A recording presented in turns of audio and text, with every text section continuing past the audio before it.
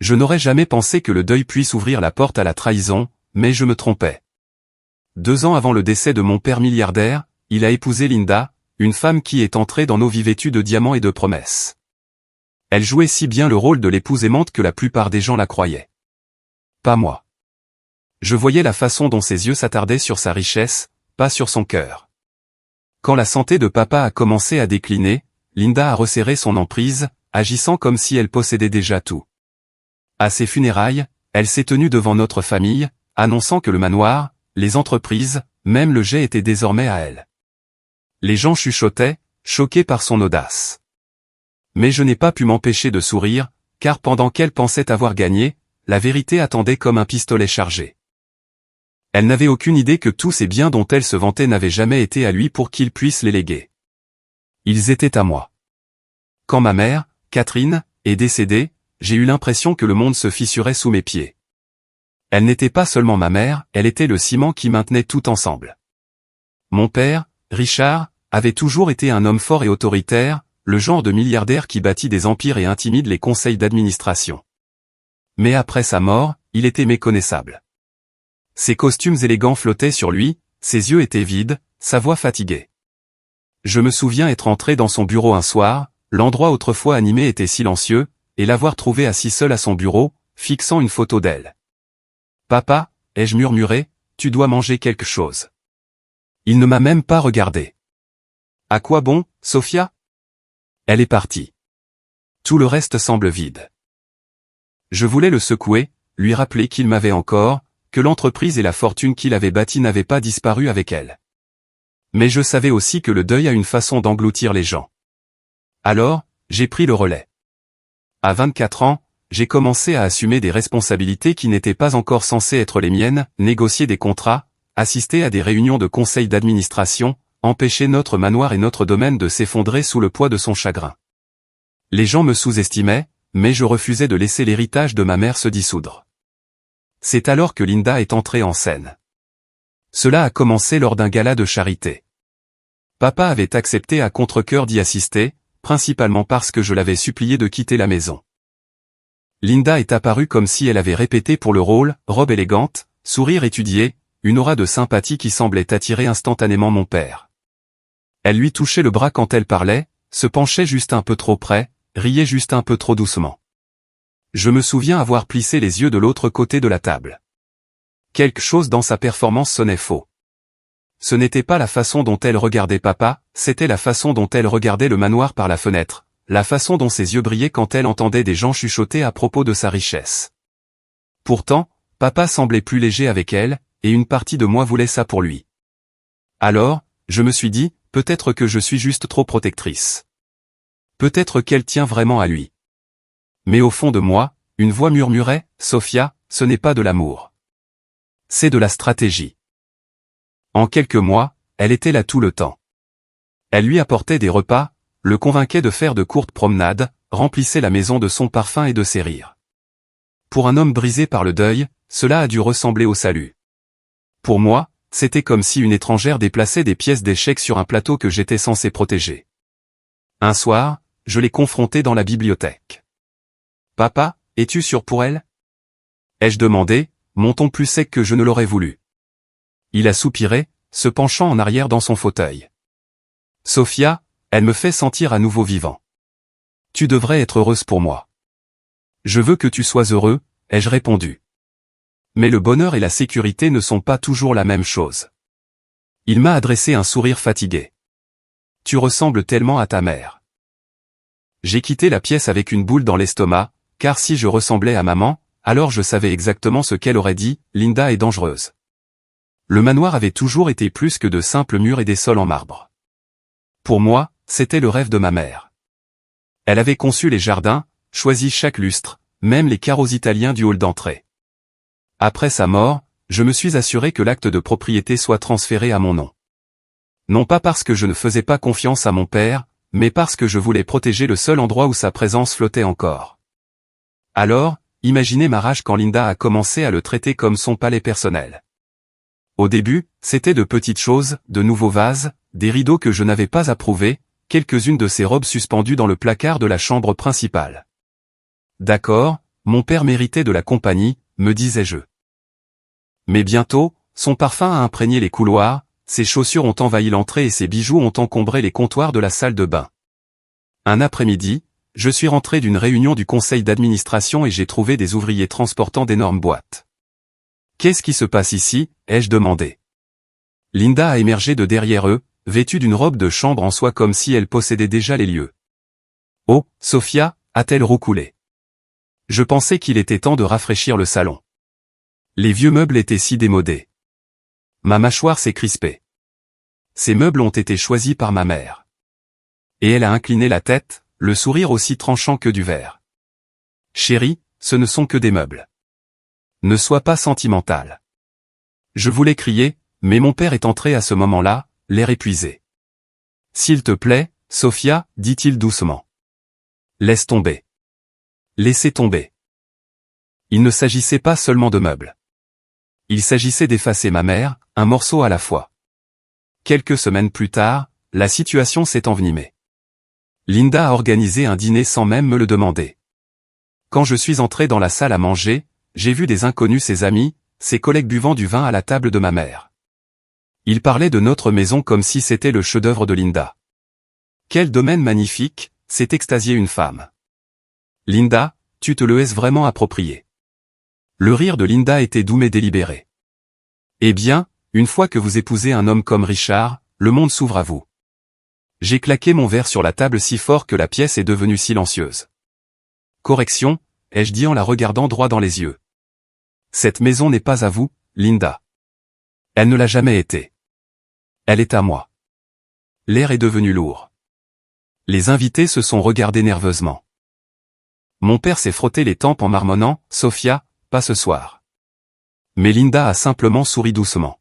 « Ma chérie, dit-elle, son ton empreint de poison. Quand j'ai épousé ton père, c'est devenu la nôtre. Ne sois pas puéril. Quelque chose en moi a craqué. Ne m'appelez plus jamais comme ça, ai-je craché. Ce n'est pas votre terrain de jeu. C'est l'héritage de ma mère, et je ne vous laisserai pas réécrire l'histoire. Son sourire a vacillé une seconde, puis elle s'est reprise. On verra, a-t-elle murmuré, presque comme une promesse. Cette nuit-là, je suis resté éveillé dans ma chambre, écoutant l'écho de ses paroles. On verra. Ce n'était pas seulement une provocation. C'était une déclaration de guerre. Et pour la première fois, j'ai réalisé que Linda ne voulait pas seulement mon père. Elle voulait tout. Si l'arrivée de Linda avait bousculé l'équilibre de notre foyer, ses filles l'ont complètement brisé. Cela a commencé avec Amanda, l'aînée, 26 ans, bruyante et pleine de droit. Un soir, en arrivant dans l'allée, j'ai trouvé un camion de déménagement garé devant le manoir. Des hommes transportaient des valises et des boîtes comme une force d'invasion. Je suis sorti de ma voiture, mes talons claquant sur le chemin de pierre. « Qu'est-ce que c'est » ai-je exigé. Amanda a sorti la tête de derrière les déménageurs, mâchant du chewing-gum et souriant d'un air suffisant. « Oh, salut Sophia. Papa ne t'a pas dit ?» J'emménage. Mon estomac s'est noué. « Pardon ?» Linda est alors apparue, sa main reposant délicatement sur le bras de mon père. « Elle a besoin d'un endroit, chérie. Il est tout à fait naturel que la famille vive ensemble. » J'ai regardé mon père, espérant désespérément qu'il prenne la parole, mais il avait juste l'air fatigué, abattu. « Ce n'est que temporaire, a-t-il marmonné. « Temporaire, mon œil. » En quelques jours, Amanda avait transformé l'une des ailes des invités en sa suite personnelle, avec un dressing rempli de vêtements de marque qu'elle n'avait pas payés. Elle organisait des fêtes, mettant la musique à fond jusqu'à l'aube, ses amis se pavanant dans les couloirs comme s'ils étaient chez eux. Puis vint Chloé, la plus jeune. À 22 ans, elle était l'image de l'arrogance insouciante. Elle ne demandait pas la permission d'emprunter des choses, elle les prenait simplement. Un matin, en sortant, j'ai constaté que ma Lamborghini avait disparu du garage. Des heures plus tard, Chloé est revenue tranquillement, lunettes de soleil sur le nez, jetant les clés sur le comptoir en marbre. « Ne t'inquiète pas, dit-elle nonchalamment. J'ai fait le plein. »« Comment as-tu osé ?» J'ai serré les poings. « Cette voiture vaut plus que tout ton avenir, Chloé. Touche Y encore une fois sans demander, et je ferai changer les serrures. » Elle a ri, rejetant ses cheveux en arrière. « Détends-toi, Sophia. Tu as tellement de jouets. Un de moins ne te manquera pas, l'audace m'a laissé tremblante. Ce n'était pas seulement la voiture. Elles ont réquisitionné la piscine, redécoré la salle de cinéma et se sont approprié la cuisine comme si j'étais une invitée dans ma propre maison. Elles laissaient des vêtements traîner sur des chaises anciennes, des chaussures sur des tapis de grande valeur. Un soir, j'ai essayé de confronter Linda directement. C'en est trop, lui ai-je dit. Vos filles ne sont pas des enfants. Ce sont des adultes qui profitent d'une maison qui ne leur appartient pas. Linda sirotait son vin lentement, sans jamais rompre le contact visuel. Elles font partie de la famille maintenant, Sophia. Et la famille prend soin les uns des autres. J'ai explosé. La famille ne prend pas sans donner. La famille ne piétine pas ce qui ne lui appartient pas. Son sourire s'est durci en un rictus méprisant. Peut-être devrais-tu apprendre à partager. Tout ne tourne plus autour de toi. Cette phrase a résonné dans ma tête longtemps après que je sois parti en trombe. Tout ne tourne plus autour de moi. L'acte de propriété était à mon nom. Le domaine existait grâce à ma mère. Et pourtant, jour après jour, je me sentais de plus en plus repoussé dans l'ombre pendant que Linda et ses filles se comportaient comme des reines. Ce n'était plus seulement la présence de Linda que je devais combattre. C'était l'invasion complète de son clan. Et si je ne mettais pas le holà bientôt, je savais qu'elle m'effacerait complètement. Au milieu de tout ce chaos, il y avait une constante dans ma vie, Max. C'était un golden retriever que ma mère, Catherine, avait élevé depuis qu'il était chiot. Quand elle est morte, Max est devenu plus qu'un chien. Il était un morceau d'elle qui marchait encore sur terre. Ses doux yeux bruns me rappelaient les soirées que nous passions en famille. Sa présence douce me rassurait chaque fois que la maison semblait plus froide sans son rire. Mais Linda et ses filles ne le supportaient pas. Un soir, je suis rentré à la maison et j'ai entendu des voix fortes dans le salon. Max était blotti dans un coin, les oreilles basses.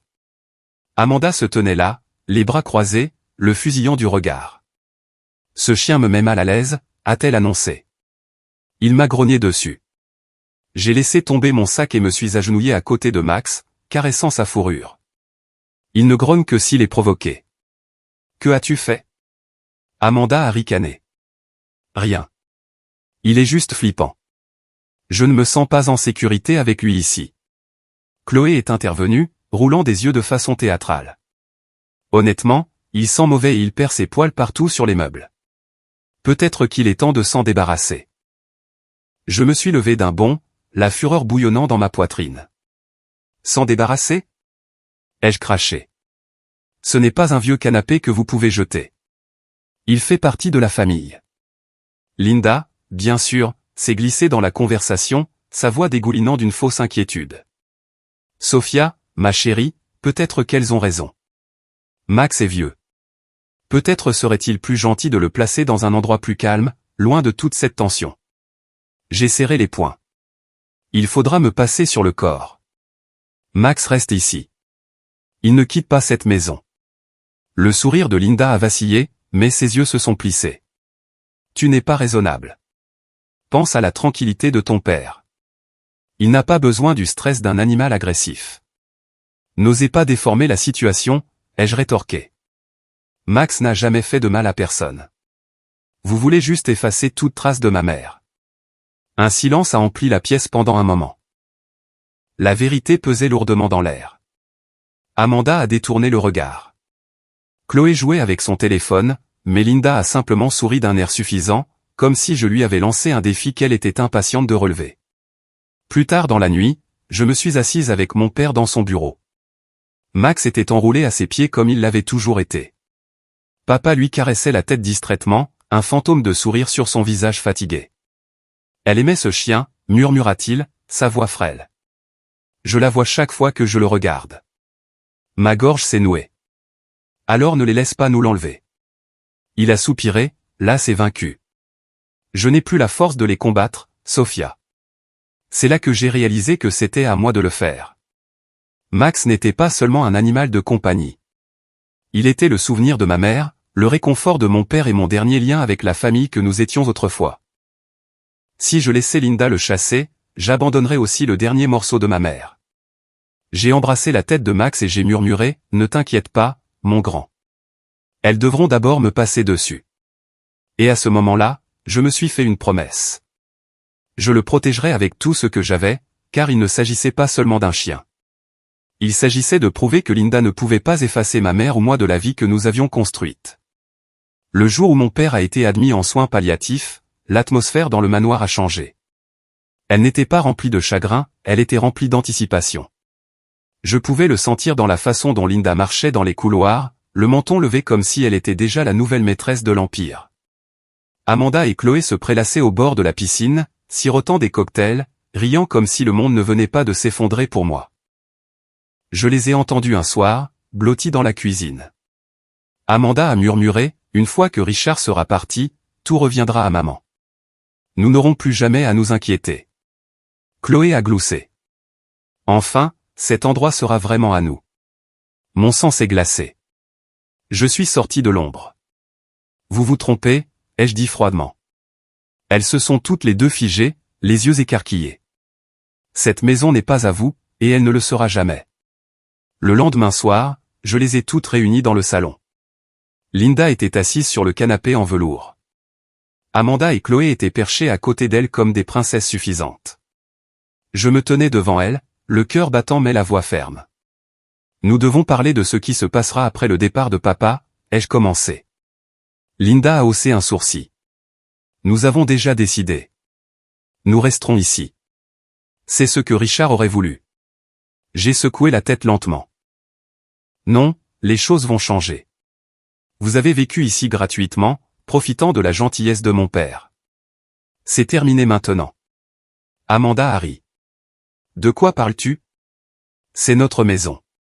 J'ai claqué un dossier sur la table basse, les actes de propriété, la preuve que tout était à mon nom. Non, c'est la mienne. Et voici les conditions. Après le décès de papa, soit vous payez un loyer à la juste valeur du marché, soit vous déménagez. Je vous donne 3 mois. C'est plus généreux que ce que vous méritez. La pièce est devenue silencieuse. Le visage de Chloé s'est tordu de rage.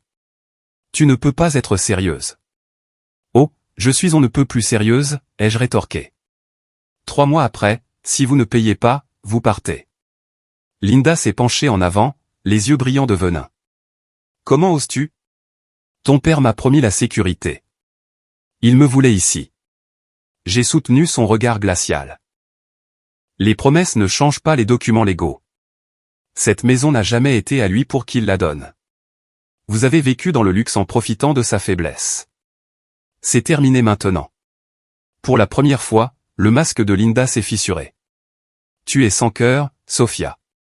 Faire ça alors que ton père est encore en vie. J'ai serré les poings mais j'ai gardé un ton ferme. Sans cœur? Sans cœur, c'est de tourner autour d'un homme mourant comme des vautours, attendant de nettoyer ses os. Je protège ce qui est à moi et ce que ma mère a construit. Amanda s'est levée, la voix stridente. Tu penses que tu peux nous jeter dehors après tout ce que nous avons fait pour ton père? J'ai laissé échapper un rire amer. Tout ce que vous avez fait? Vous avez fait la fête dans sa maison, manqué de respect à sa mémoire et essayé de vous débarrasser de son chien. Épargnez-moi votre numéro de victime. Le silence qui a suivi était étouffant. 3 paires d'yeux me foudroyaient du regard, mais je n'ai pas bronché. Finalement, j'ai dit, 3 mois. C'est votre compte à rebours. Utilisez-le à bon escient. Et sur ce, j'ai tourné les talons, Max trottinant fidèlement derrière moi. Pour la première fois depuis des mois, j'ai senti une lueur de contrôle revenir. Elle pensait que je bluffais. Elle pensait que j'étais faible. Mais je n'avais plus peur d'un combat. Le compte à rebours avait commencé. Le jour des funérailles de mon père, le temps était couvert, le ciel aussi lourd que s'il pleurait avec moi. Des voitures noires bordaient l'allée du cimetière, et les invités chuchotaient à voix basse, vêtus de vêtements de deuil de marque. Milliardaire ou non, mon père était toujours un homme aimé de beaucoup, et la foule était énorme, partenaires commerciaux, journalistes, parents éloignés, même des politiciens. Je me tenais près du cercueil, Max à mes côtés, la tête baissée comme s'il comprenait le poids du moment. Ma poitrine me faisait mal, mais je me suis forcé à me tenir droite. C'était pour papa. Puis, Linda a fait son entrée. Elle portait une robe noire qui la moulait comme si elle était faite pour la scène. Un voile en résille couvrait la moitié de son visage, mais je pouvais voir la lueur dans ses yeux. Pas de chagrin, mais du triomphe. Elle serrait les mains d'Amanda et Chloé de façon dramatique, comme si elles étaient les veuves éplorées au lieu de moi, la fille qui avait tout perdu. À la fin de la cérémonie, elle s'est éclaircie la gorge et est montée sur le petit podium destiné aux condoléances. Mon cœur s'est glacé. Mesdames et messieurs, a-t-elle commencé, la voix tremblant juste assez pour paraître répétée. Richard n'était pas seulement mon mari. Il était mon monde entier. Et bien qu'aujourd'hui nous pleurions son décès, nous honorons également ses volontés. En tant qu'épouse, je poursuivrai son héritage et protégerai sa succession, son manoir, ses entreprises, sa fortune, tout cela m'a été confié. Des halètements ont parcouru la foule. Quelques têtes se sont tournées vers moi, cherchant une confirmation. J'ai senti la chaleur monter à mes joues. Comment osait-elle? Amanda a serré la main de sa mère, souriant fièrement. Chloé a levé le menton, se délectant de l'attention. J'ai fait un pas en avant, mes talons claquant sur la pierre. Ça suffit, Linda. Ma voix a tranché les murmures. Linda m'a regardé de haut, feignant l'innocence. Sophia, ma chère, n'interromps pas. C'est ce que ton père voulait. J'ai plissé les yeux. Ce que mon père voulait et ce que vous imaginez sont deux choses très différentes. Elle a incliné la tête, sa voix sirupeuse. Pourquoi ne t'assieds-tu pas, chérie? Cela ne te concerne pas, j'ai pris une profonde inspiration, forçant un sourire froid. Ça ne me concerne pas? Vous venez de revendiquer des biens qui n'ont jamais été à papa pour qu'il les donne. Le manoir, les entreprises, même le jet dont vous aimez vous vanter, ils sont tous à mon nom. Un silence s'est abattu sur la foule. Les appareils photos ont cliqueté. Les journalistes se sont penchés en avant avec impatience. Les lèvres peintes de Linda ont tremblé une fraction de seconde avant qu'elle ne rit, d'un rire cassant et aigu. Tu mens. Richard m'a dit que tout me reviendrait. Je me suis approché, baissant la voix mais m'assurant que tout le monde pouvait entendre. Alors vous n'aurez aucun problème à nous montrer les papiers. Oh, attendez. Vous ne pouvez pas parce qu'il n'existe pas, son visage a perdu ses couleurs. Amanda a sifflé, maman, ne la laisse pas s'en tirer comme ça. Chloé s'est accrochée à son bras, chuchotant frénétiquement. Mais je n'ai pas arrêté. Mon père vous aimait, Linda. Je ne le nierai pas. Mais l'amour ne réécrit pas les contrats. L'amour n'efface pas les actes de propriété, et l'amour ne vous donne certainement pas droit à ce que vous n'avez jamais gagné. Des halètements, des chuchotements, l'éclat vif des flashs d'appareils photo, tout s'est mélangé alors que l'image soigneusement construite de Linda commençait à s'effriter devant tout le monde. Je me suis penché assez près pour qu'elle seule puisse entendre. Profitez de votre moment, Linda, car bientôt le monde connaîtra la vérité, et vous n'aurez plus rien. Sa mâchoire s'est crispée, ses yeux flamboyants de fureur, mais elle n'a rien dit. En m'éloignant du podium, Max trottinait à mes côtés, la queue remuant légèrement. Pour la première fois depuis la mort de papa, je me sentais plus forte. Linda pensait qu'elle avait déjà gagné, mais la vraie bataille n'avait même pas encore commencé. Les funérailles n'étaient que le début. En l'espace de 2 semaines, Linda a contre-attaqué. Une épaisse enveloppe est arrivée à mon bureau, une assignation en justice. Elle me poursuivait, prétendant être l'héritière légitime de la succession de mon père. J'ai failli rire en la lisant, mais la boule dans mon estomac me disait que ce ne serait ni rapide ni facile. Linda n'était pas seulement avide, elle était implacable. Le jour de l'audience, le tribunal bourdonnait comme un nid de frelons. Les journalistes remplissaient les bancs, les caméras attendaient à l'extérieur, la ville entière était impatiente de voir l'empire d'un milliardaire se déchirer. Je suis entré vêtu d'un simple tailleur noir, la breloque du collier de Max glissait dans ma poche pour me donner de la force. Linda est entrée quelques instants plus tard, drapée de noir de marque, Amanda et Chloé la flanquant comme des gardes du corps. Elle m'a regardé et a souri d'un air suffisant, comme si elle voyait déjà la victoire écrite dans les yeux du juge. La procédure a commencé. Son avocat, un homme mielleux avec une cravate à $1000, s'est levé le premier. Votre honneur, ma cliente, Linda Harrington, était l'épouse légitime de feu Richard Harrington. Il lui a promis la sécurité, un foyer et sa succession. Bien que les actes ne le reflètent pas encore, il est clair, par son intention et leur vœu de mariage, qu'elle a le droit d'hériter de ses biens. J'ai serré la mâchoire. L'intention? Les vœux de mariage? Ce n'était pas la loi, c'était du théâtre. Mon avocat s'est levé à son tour, calme et confiant. Il a déposé un épais dossier sur le banc. Votre honneur, la défense démontrera que le manoir, le jet privé et la majorité des avoirs de Richard Harrington n'ont jamais été légalement à lui pour qu'il les donne. Ils ont été transférés il y a des années au nom de sa fille, Sophia Harrington, pour être conservés en lieu sûr après le décès de sa première femme. Tous les titres de propriété, actes et registres le confirment. Il a remis les documents au juge, qui les a parcourus attentivement. Le son des pages qui tournaient était comme un tonnerre pour moi. Le visage de Linda s'est crispé. Elle s'est penchée vers son avocat, chuchotant furieusement. Son avocat a réessayé. Votre honneur, ma cliente a vécu dans la propriété, a contribué au ménage et s'est vu promettre la stabilité. Elle mérite une compensation équitable au minimum. C'en était trop pour moi. Je me suis levé. Avec tout mon respect, votre honneur, puis-je parler? Le juge a hoché la tête. J'ai fait face à la salle d'audience, ma voix tremblante au début mais devenant plus forte à chaque mot. Mon père était un homme bon, mais il a été brisé après la mort de ma mère. Linda a vu cette faiblesse et l'a exploitée. Elle n'a pas construit cette maison.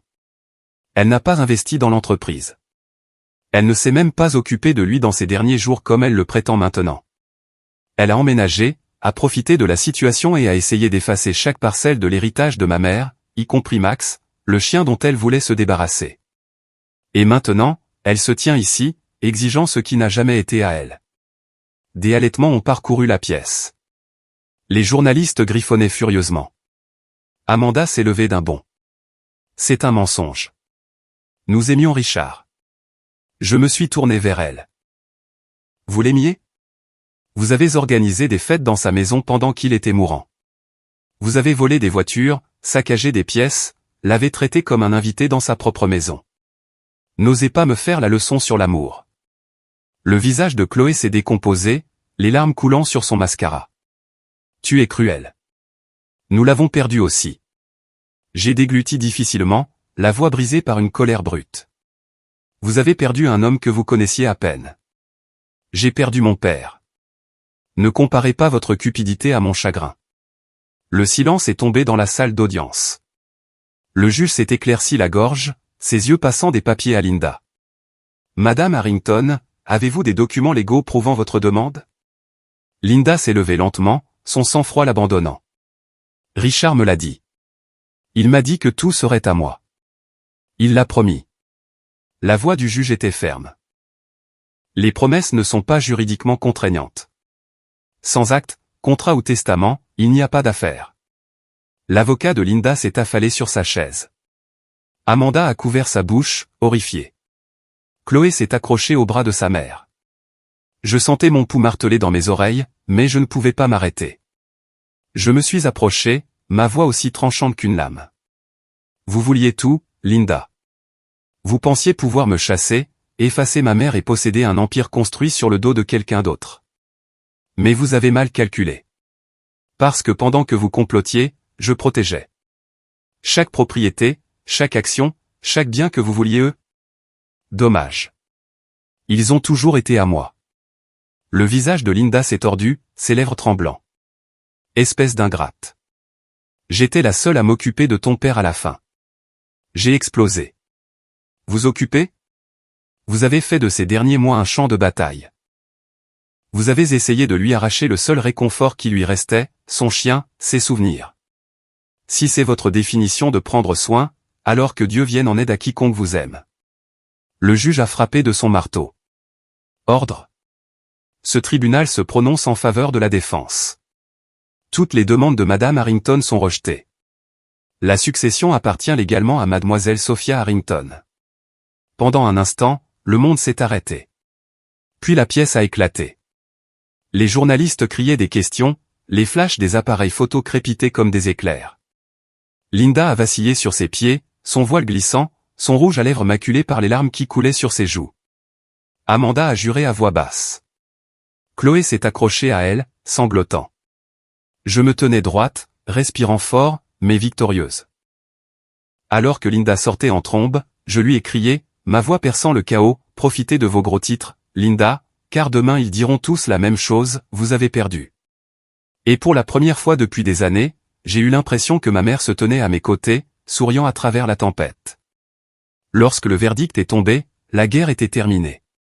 Dans les jours qui ont suivi, le manoir est devenu plus calme. Fini la musique assourdissante d'Amanda. Fini les talons de Chloé qui claquaient dans les couloirs.